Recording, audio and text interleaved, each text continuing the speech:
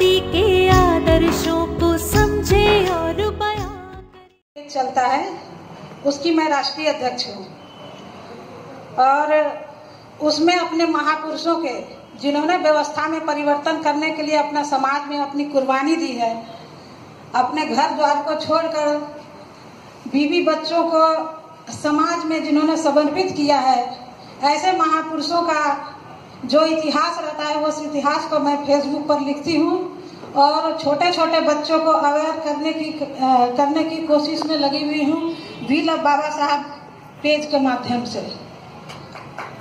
और एक बात मैं और बता दूं, उसके बाद मैं राष्ट्रपिता फूले पर बोलूंगी कि इस पेज के माध्यम से, लिखने के माध्यम से जो मुझे उपलब्धि मिली है वो मैं आपके बीच में रखना चाहती हूँ। अभी एक सप्ताह पहले मैं नेपाल से, हमको एक स्पीच देने के लिए बुलाया गया था, सोशल मीडिया के माध्यम से ही मुझे बुलाया गया था। तो नेपाल में भी हमारा अपना एक अंतरराष्ट्रीय लेवल का वी लव बाबा साहब का संगठन, वहाँ भी हम लोग मैत्री संगठन बनाए हैं। ये हमारी उपलब्धि हुई है। इंडिया से नेपाल के बीच में भी हम चले गए हैं, क्योंकि हमें खुशी इस बात की है कि तथागत बुद्ध नेपाल के थे और बाबा साहब भारत के थे। तो इन दोनों का जो समन्वय हुआ था एक समय में, उसको हम बांधने की कोशिश में लगे हुए हैं। हम चाहेंगे कि सभा में अगर कोई सोशल मीडिया से जुड़े हुए हैं तो हमारा वी लव बाबा साहब पेज को जरूर लाइक करें। दोस्तों, अब हम राष्ट्रपिता फूले के बारे में कुछ आपके बीच में रखना चाहेंगे। जाति धर्म से ऊपर उठकर हमें सोचना पड़ेगा।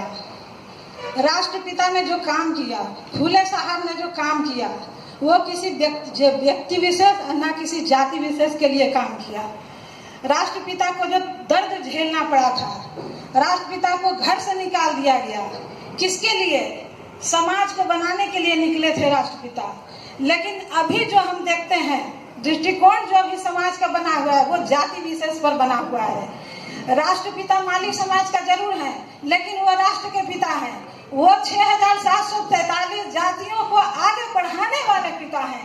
इसीलिए इन्हें किसी जात में न बांधा जाए। ये किसी जात में के लिए नहीं है, किसी धर्म के लिए है। ये मानव महान है ये, इसीलिए इन्हें जात में नहीं भेजा जाए। और जब भी ऐसे कार्यक्रम आप करें तो हर किसी को टच करके बुलाने का कोशिश करें। मेरी दीदी आज टेलीफोन करके पूछी है, तब हम इस सभा में आए हैं। मुझे अफसोस है कि मेरी दीदी को पहले से इनवाइट नहीं किया गया। वो भी समाज में काम करती हैं, मैं उन्हीं की देन हूँ। मैं जो आज मंच पर बोल रही हूँ, मेरी दीदी ने ही मुझे सिखाया है ये सब चीज। लेकिन झारखंड में इस तरह के मैंने हमारे फूले समाज के राष्ट्रपिता हैं तो हम फूले समाज के ही लोगों को बुलाएंगे, ये नहीं होना चाहिए। ये दृष्टिकोण हमें जोड़ने वाला नहीं, तोड़ने वाला लगता है।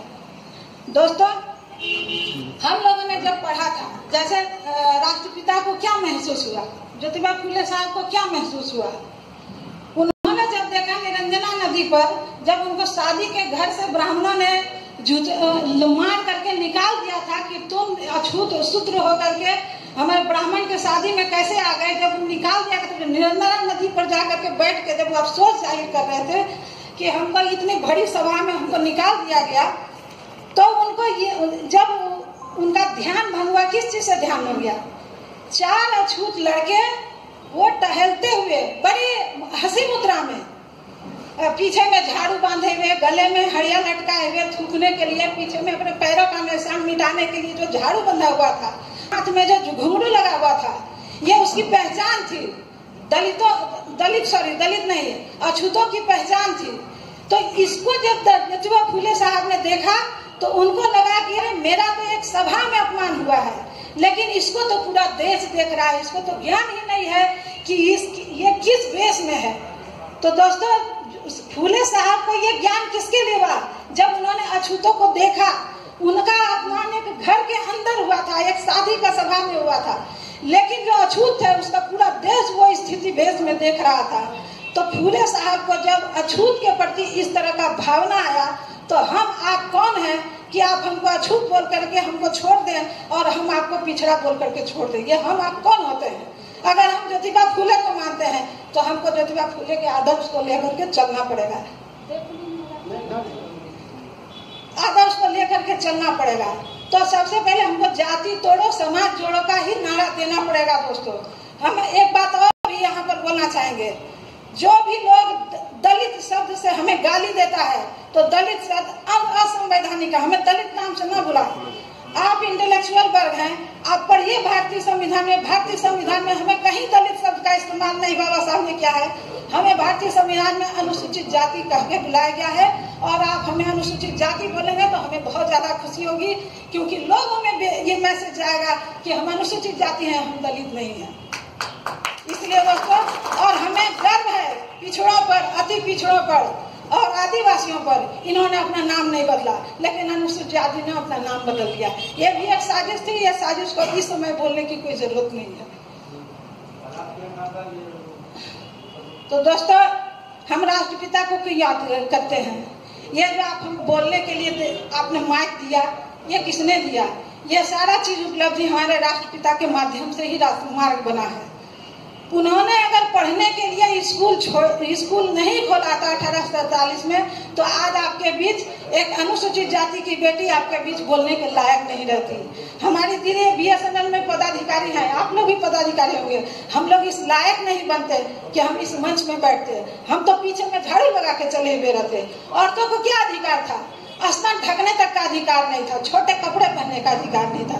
तो हम इन्हीं महापुरुषों को इन्हीं महापुरुषों ने हमें ये इज्जत दिलाई है। इसीलिए हम इन महापुरुषों को अपना सब कुछ मानते हैं और इन्हीं के माध्यम से चलते हैं।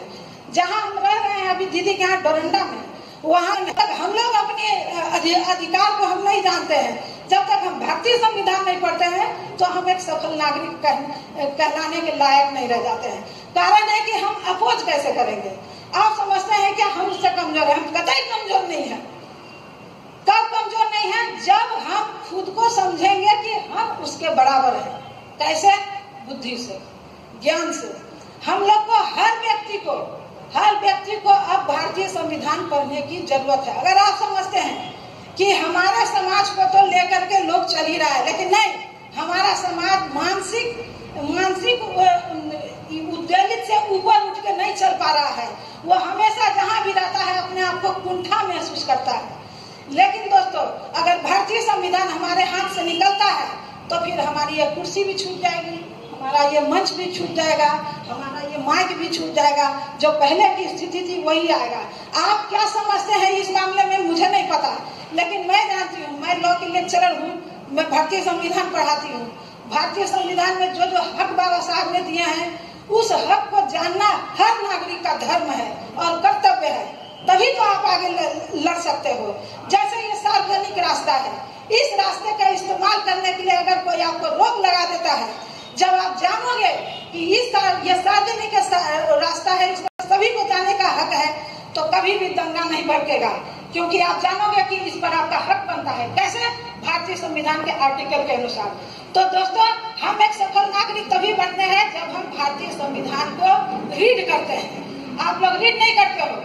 किसी भी पिछड़े समाज से पूछते हैं हम लोग तो पता चलता है कि गीता का ज्ञान है उसके पास रामायण का ज्ञान है, उसके पास वेद का ज्ञान है। लेकिन जिससे आपको रास्ता, जिससे आपको मानवीय अधिकार मिला, जिससे आपको इन समाज में इज्जत मिली, जो आपको नौकरी देने का माध्यम बना, वो भारतीय संविधान वो नहीं जानता है। तो यही हमारी कमजोरी है और यही कारण है कि हम बहुत बड़े होते हुए, प्राइम मिनिस्टर होते हुए, उप मुख्यमंत्री होते हुए हमारा कोई हक नहीं। आप जाइए गांव देहातों में जो राज्य सरकार के तहत जो भारतीय संविधान में अधिकार दिया गया है, राज्य सरकार का कर्तव्य है कि 5 साल में अपने क्षेत्र का विकास वो करेगा, या तो विधानसभा के माध्यम से सर, या लोकसभा के जो क्षेत्र हमारे में MP चुने जाते हैं या विधानसभा के MP चुने जाते हैं, उस 5 साल में वो सारे बायोडाटा निकाल करके वो सबमिट करता है अपने पार्लियामेंट में या असेंबलीज में और उसका विकास करता है। लेकिन हमारी नालायकियत की वजह से, हमारे लोगों की नालायकियत की वजह से हम चूंकि जानते ही नहीं है कि हमारा क्या अधिकार है, हमारा अधिकार 5 साल फिर पिछड़ जाता है। ऐसे कर करके हमारा 65 साल बर्बाद हो गया है। अब हमको कौन देने वाला है? राष्ट्रपिता फूले ने जो शिक्षा में आपको जो शिक्षा का द्वार खोला, जो स्कूल खोला आपके लिए, इतना दर्द तक है। घर से बाहर तो किसने दिया था उनको जगह? जब उनको घर से निकाल दिया गया, उनके पिताजी ने कहा कि तुम घर छोड़ करके बाहर, तुम गलत काम कर रहे हो, गांव में अकाल पड़ जाएगा, तो उसको उनको किसने जगह दिया था? उस्मान शेख नाम का मुसलमान। हम हमारे समाज में देखते हो क्या, मुसलमान के खिलाफ एक उनके मन में कुंठा भरा हुआ है, लेकिन राष्ट्रपिता फूले को उस्मान शेख ने कहा, मुसलमान का मुसलमान, उन्होंने अपना ठावा दिया था। और उस्मान शेख की बहन फातिमा से ने माता सावित्री बाई फूले का साथ दे करके उनको उस समय स्कूल में काम करवाने का उनका साथ दिया था। इसीलिए हम अगर अपने इतिहास को जानना चाहते हैं, उसको गंभीरता से पढ़िए। अपने महापुरुष को जानते हैं तो उसको गंभीरता से पढ़िए।